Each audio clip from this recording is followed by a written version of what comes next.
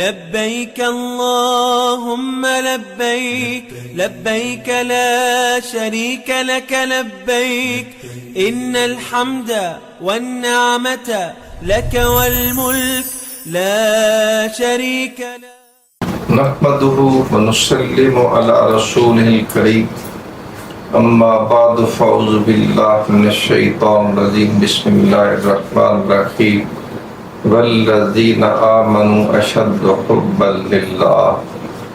وقال اللہ تبارک وتعالی فی مقام آخر وللہ علی الناس حج البیت من استطاع الیہ سبیلا. جب ہم حج کا تصور کرتے ہیں جو دین اسلام کے ارکان میں سے ایک رکن ہے، یعنی اسلام کی عمارت جن چیزوں کے اوپر قائم و دائم ہے ان میں سے ایک حج ہے. جب ہم اس حج کا تصور کرتے ہیں، اس رکن کا ذہن میں خیال آتے ہیں تو ہمارے سامنے فوراً حضرت ابراہیم خلیل اللہ علیہ السلام کا تصور آ جاتا ہے. حضرت ابراہیم خلیل اللہ نے اپنی ساری زندگی جس انداز میں گزاری اس سے یہ بات عیاں ہوتی ہے کہ آپ کے پیش نظر اپنے خالق و مالک کے مقابلہ میں کائنات کی کوئی چیز کسی بھی حوالے سے اہمیت نہیں رکھتی تھی. اگر ہم دیکھیں کہ اموال کے ایثار کا مرحلہ آتا ہے تو سب کچھ اللہ کے ذکر کے سماع کے لیے نچھاور کر دیتے. اگر اپنے مالوف گھر کو علاقہ کو چھوڑنے کا مرحلہ آتا ہے تو اس کو بھی ترک کرنے پر آمادہ نظر آتے. اگر اپنی اولاد کی قربانی کا مرحلہ آتا ہے تو اس سے بھی پس و پیش نہیں کرتے، جبکہ انسان ہونے کے ناطے کسی بھی فرد کے لیے اپنی اولاد کی قربانی آسان مرحلہ نہیں ہوتا، جبکہ آپ کو یہ اولاد اس عمر میں نصیب ہوئی جبکہ اس وقت ایک انسان اس کا تصور بھی نہیں کرتا. ایسی حالت میں اگر اولاد نصیب ہو اس اولاد کے ساتھ انسان کی وابستگی عام آواز سے بہت ہی مختلف ہوتی.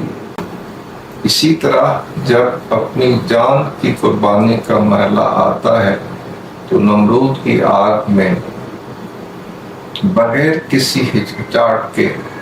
جانے پر آمادہ نظر آتے ہیں، اور حضرت جبریل امین جب آپ کی خدمت میں حاضر ہوتے ہیں اور اس بات کا سوال کرتے ہیں کہ اللہ تعالیٰ کی بارگاہ اقدس میں کم از کم التجا کر لیں، اگر آپ ہماری مدد اور خدمت کو پسند نہیں کر رہے تو آپ اس موقع پر اس بات کا اظہار کرتے ہیں کہ اللہ تعالیٰ میرے احوال سے خوب واقف ہے، اس لیے مجھے کسی سوال کرنے کی ضرورت نہیں ہے. اور یہ تا قیامت آنے والے اہل ایمان کے لیے اسوہ چھوڑا کہ جب امتحان آ جائے تو اس وقت کسی بھی حوالے سے بے چینی اور اضطراب کا مظاہرہ کرنے کی بجائے اللہ تعالیٰ کی ذات کے اوپر توکل کرنا ہی مناسب ہے. یہ جو ہم حج میں افعال سر انجام دیتے ہیں ان میں سے ہر ایک عمل ہمیں بار بار وہی سبق یاد دلاتا ہے کہ انسان کو محبت الہی میں اس مقام کے اوپر فائز ہونا چاہیے کہ اس کے ہر لمحے سے یہ عیاں ہو کہ وہ کسی بھی راحت، کسی بھی انداز میں کسی دنیاوی طلب کی بجائے ان سب چیزوں کو اللہ کی رضا کے لیے ایثار کرنے اور قربان کرنے کے لیے تیار ہیں۔ اگر ہم تھوڑا سا غور کر لیں ان چیزوں کے اوپر جو انسان حج کے سفر کے ارادہ کے اوپر شروع کرتا ہے اور جن اعمال کو بجا لاتا ہے، بے شک انسان ہونے کے ناطے اس کی طلب بھی ہے، ضرورت بھی ہے، آرزو بھی ہوتی ہے، خواہش بھی ہوتی ہے کہ جو اس کو میسر لباس ہے وہ اچھے انداز میں ہو، آرام دہ ہو، کسی بھی موسمی اثر سے اس کو بچانے والا ہو، زیب و زینت بھی بخشنے والا ہو۔ لیکن جب ایک انسان میقات سے احرام باندھتا ہے تو اس وقت 2 چادریں زیب تن کرتا ہے۔ کسی بھی لباس کو اپنی پسند کے حوالے سے اپنانے کے لیے وہ تیار نہیں ہوتا، بلکہ 2 چادریں اپنے لباس کے اوپر ڈالتا ہے۔ اس سے اس امر کا وہ اظہار کرنا چاہ رہا ہوتا ہے کہ میں اس سفر میں کسی بھی راحت کو اہمیت دینے پر آمادہ نہیں، محض اس لیے کہ جب میرے خالق و مالک نے اس سفر میں میرے اس انداز کو پسند کیا ہے تو میں اسی چیز کو اپنی ذات کے لیے پسند کرتا ہوں اور اسی کو اپنے لیے ہر حال میں ترجیح دینے پر آمادہ ہوں۔ پھر جب وہ احرام باندھنے کے بعد تلبیہ اپنی زبان سے کہتے ہیں لبیک لبیک، یہ الفاظ ایسے ہیں جو انسان کی اس قلبی کیفیت کا اظہار کر رہے ہوتے ہیں کہ میرے خالق و مالک، بے شک ہماری زندگی کا کوئی لمحہ بھی ایسا نہیں ہوتا کہ ہم تیرے دائرے اختیار سے باہر جا سکیں۔ ہر حال میں تجھے ہم پر غلبہ حاصل ہے۔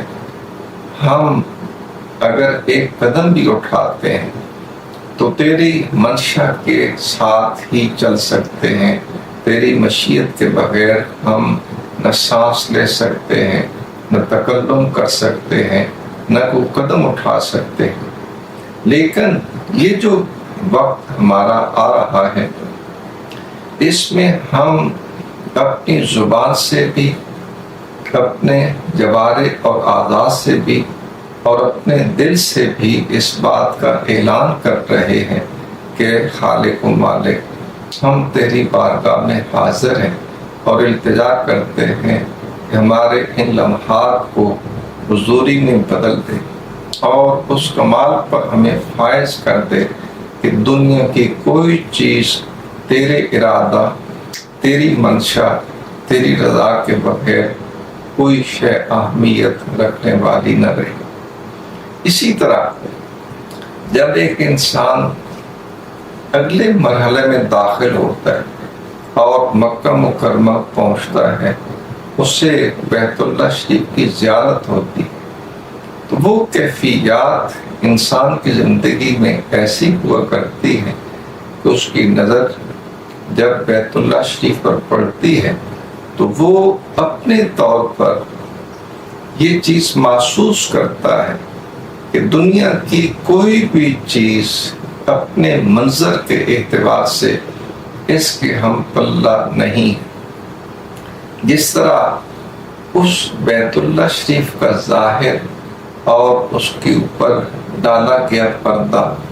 انسان کے لیے جاذب نظر ہوا کرتا ہے اور اس کی خواہش ہوتی ہے کہ ایک لمحہ بھر کے لیے بھی اس کی نظر کسی دائیں بائیں نہ ہو، اسی طرح اس کی قلبی کیفیت بھی اللہ تعالیٰ کی ذات کی طرف متوجہ ہوتی ہے۔ اسی وجہ سے انسان کو یہ سبق دیا گیا ہے کہ اس لمحہ میں جو تو اللہ تعالیٰ کے حضور التجا کرے گا، تیری وہ التجا اس کی بارگاہ میں قبول ہوگی،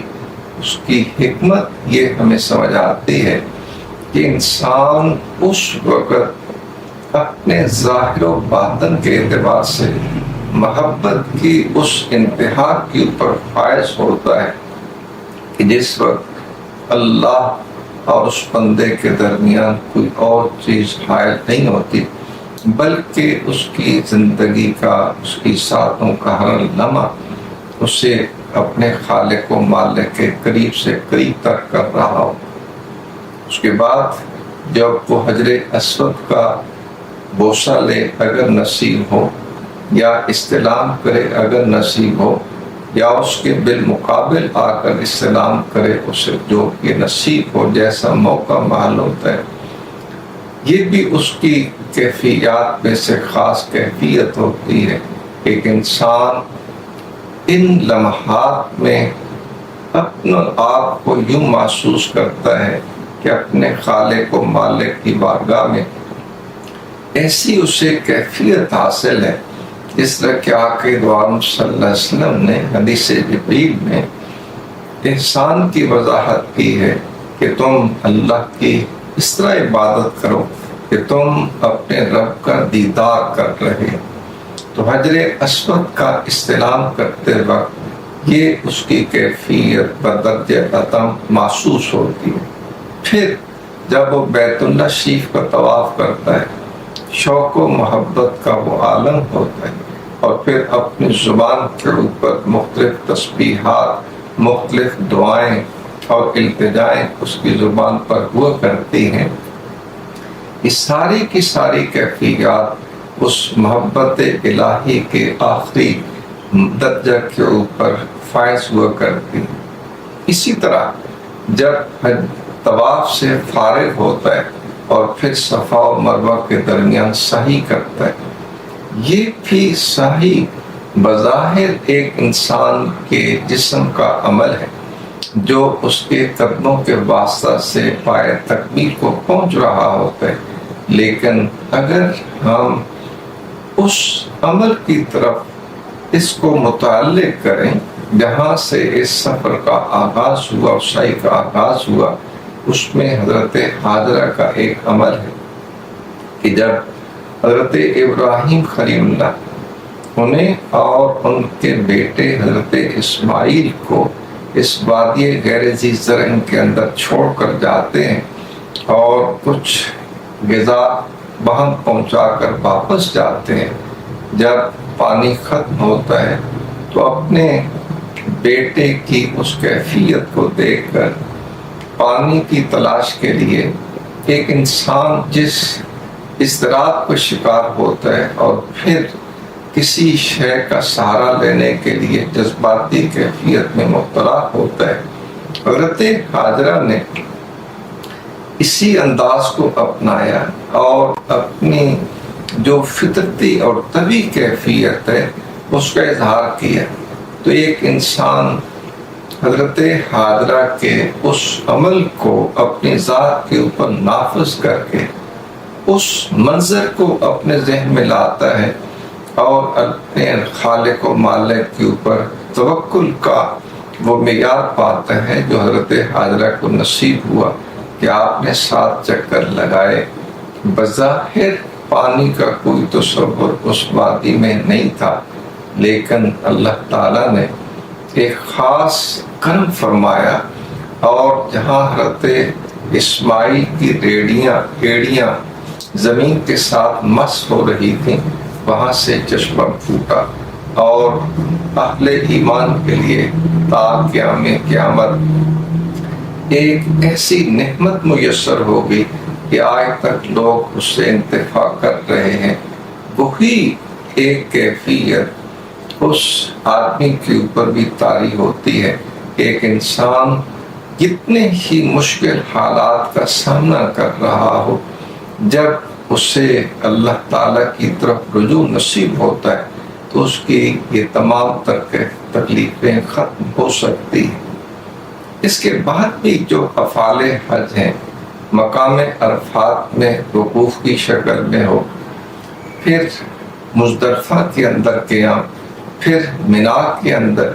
اور 10ویں ذی الحجہ کو جو ایک انسان مختلف اعمال کرتا ہے کہ وہ جمرہ کے اوپر رمی کرتا ہے، وہ جانور ذبح کرتا ہے، پھر اپنے جسم کے بال اترواتا ہے، یہ تمام تر چیزیں ایسی ہیں، یہ افعال ایسے ہیں جو خاص ایک عمل کی طرف انسان کو راغب بھی کرتے ہیں اور اس کو ان ہستیوں کے ساتھ ایک خاص قسم کے تعلق کو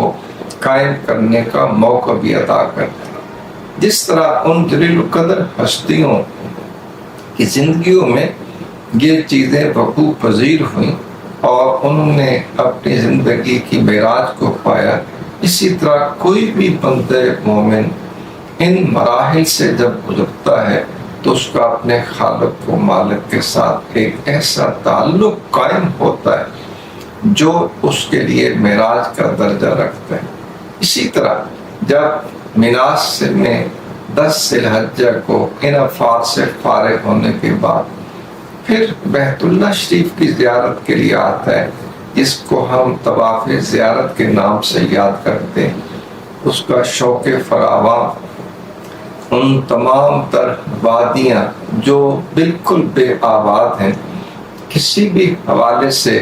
انسان کے لیے ظاہری طور پر کوئی بھی راحت کا تصور موجود نہیں ہوتا، صرف اور صرف اپنے خالق و مالک کے ساتھ اپنے قلبی لگاؤ کے اظہار کے لیے وہ انسان اپنے جسم کے اوپر تمام تر تکالیف کو صبر حوصلہ کے ساتھ تحمل کے ساتھ برداشت کرتا ہے، اور پھر جب ان مراحل سے گزر کر بیت اللہ شریف کی زیارت کے لیے آتا ہے اور طواف زیارت کا اہتمام کرتا ہے تو اس کے شوق کی کوئی انتہا نہیں ہوتی۔ پھر ان مراحل سے گزرنے کے بعد جب وہ پھر طواف وداع کے لیے تیاری کرتا ہے اور یہ ارادہ کرتے ہیں کہ جو افعال حج ہیں مکمل ہو چکے ہیں اور میں اس حرم سے اب واپس اپنے گھر کی طرف جانا چاہتا ہوں، تو جو علماء نے آخری لمحات میں اہل ایمان کو جو اسباق یاد دلائے ہیں، جن افعال کو بجا لانے کی تلقین کی ہے کہ وہ مقام منتظم کے ساتھ چمٹ جائے، بیت اللہ شریف کی دہلیز کے ساتھ اگر ممکن ہو تو وہاں اپنے آپ کو مس کرے اور اس کی چوکھٹ کو پکڑ دے، اور پھر جب وہاں سے فارغ ہو الوداع ہونے کا ارادہ کرے تو پھر اس کی نظر بیت اللہ شریف کے اوپر ہو اور پچھلے پاؤں وہاں سے باہر نکلنے کی کوشش کرے، اس کی آنکھوں سے آنسو رواں ہو اور اس کے دل کی کیفیت یوں ہو کہ ایک انتہائی محبوب ترین چیز، انتہائی محبوب منظر اور وہ چیز جو اس کی زندگی کا ایک حاصل تھا اب وہ اس سے جدا ہو رہا ہے، اور اللہ تعالیٰ کے حضور ان لمحات میں یہ بھی التجا کر رہا ہو کہ یا رب العالمین، جس طرح تو نے اس سفر میں مجھے توفیقات سے نوازا کہ مجھے وہ وسائل عطا کیے کہ میں اس سفر کرنے کے قابل ہوا، پھر اس سفر کے اندر ان تمام تر افعال کو بجا لانے کی توفیق دی، اور ساتھ ہی ساتھ تو نے مجھے یہ بھی توفیق بخشی کہ میں نے اس سفر میں کوئی ایسا عمل نہیں کیا جو جنایت کے ضمن میں آتا ہو، اور حج مبرور کی تو نے مجھے توفیق دی، کیونکہ حج مبرور کی شان یہ ہے آقا دو عالم صلی اللہ علیہ وسلم نے جن 3 چیزوں کا اس انداز میں ذکر فرمایا، ان اعمال کے بعد انسان کی کیفیت یہ ہوا کرتی ہے کہ گویا وہ تمام تر نقائص سے، تمام تر اعمال سیئہ سے یوں پاک ہوتا ہے جس طرح کہ اپنی ماں کے پیٹ سے نکلتا ہے. تو اگر ایک انسان کو حج مبرور نصیب ہوتا ہے تو اس کا عالم یہی ہوا کرتا ہے کہ وہ تمام تر سابقہ اعمال بد سے پاک ہو چکا ہوتا ہے.